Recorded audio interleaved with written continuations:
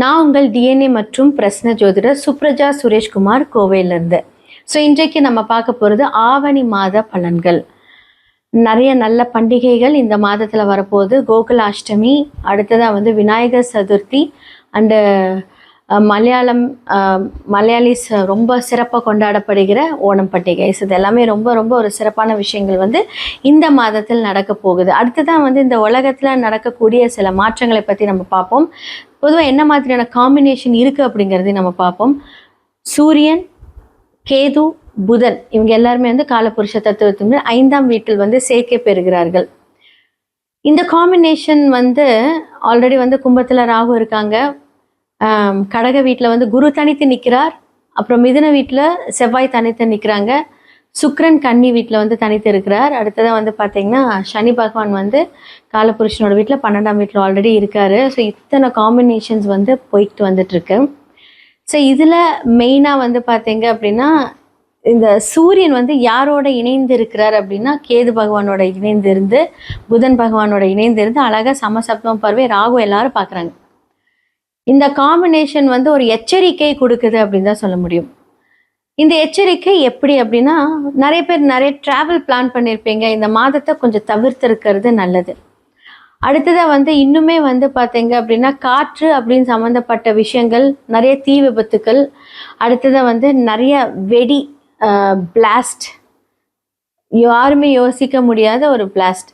இது இதே காம்பினேஷன் நம்ம இதுக்கு முன்னாடி நம்ம பார்த்துருக்கோம். நம்ம ஃப்ளைட் கிராஷெலாம் பார்த்துருக்கோம். இதே காம்பினேஷன் என்ன அப்படின்னா, அப்போ சூரியன் கேது மட்டும் இருந்து பார்த்துருக்க, இப்போ புதன் இணைந்து பார்க்குறாங்க.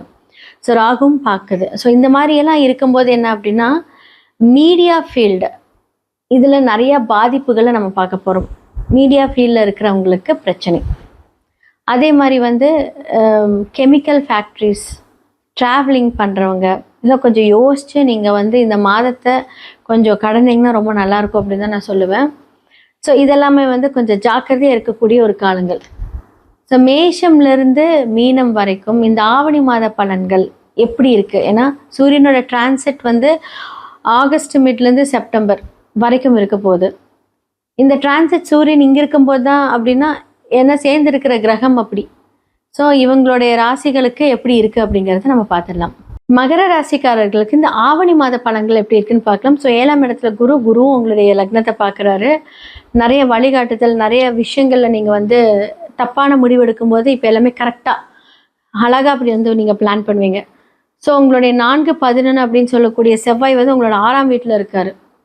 எவ்வளோ வேலை செஞ்சாலுமே அங்கே ஏதாவது ஒரு டிஸ்ட்ரக்ஷன்ஸ், வேலையை விட்டு போகிறது வர்றது, அதுக்கப்புறம் அடிக்கடி வேலை சேஞ்ச் ஆகுறது, இல்லை வேலையில் இருக்கக்கூடிய ஹையர் அஃபீஷியல்ஸ் உங்களை போட்டு நல்லா என்ன பண்ணுவாங்க அப்படின்னா ஹெவியாக ஒர்க் கொடுத்து நிறைய பிரச்சனைகளுக்கு உண்டான ஒரு விஷயத்த பண்ணுறதுக்கு உண்டான ஒரு தருணம். முடிஞ்ச அளவுக்கு அமைதியாக இருங்க. அடுத்த மாதத்துலேருந்து உங்களுக்கு அது எல்லாமே ஃபேவராக இருக்க போகுது. மகரத்துக்கு 6ஆம் வீட்டில் செவ்வாய் பாதகாதிபதி 6ல் மறைந்தாலுமே வேலை அப்படின்னு சொல்லக்கூடிய ஒரு கிரகம் அங்கே தான் இருக்கு. அப்போ என்னாகும் அப்படின்னா, நீண்ட நாள் ஒரு வேலையில் இருந்திருப்பீங்க, ஒரு பிரேக் எடுத்திருப்பீங்க, திருப்பி வேலை நடக்கும். ஆனால் அந்த பாதகத்தை செய்யும். அப்போ அந்த ஃப்ளோ ஆஃப் அமௌண்ட் என்ன பண்ணுவார் அப்படின்னா கொஞ்சம் பிரேக் கொடுத்துக்கிட்டே இருப்பார். ஆனாலும் குரு உங்களை பார்த்துக்கிட்டே இருக்கும்போது அதை நீங்கள் அப்படியே மேற்கொள்வீங்க. ஓகே, நம்மளுக்கு இப்படி தான் நடக்கும், இதெல்லாம் நம்ம சரி பண்ணிக்கலாம் அப்படின்ட்டு. அப்போ உங்களுடைய தசா புக்தி உங்களுக்கு ஃபேவராக இருந்துச்சு அப்படின்னா இது இன்னும் அவ்வளோ பெருசாக பாதிக்காது. ஒரு வேளை இப்போ உங்களுடைய லக்னத்துலேருந்து 8ஆம் இடத்துல சூரியன் இருக்கார், புதன் இருக்கார், கேது இருக்கார்.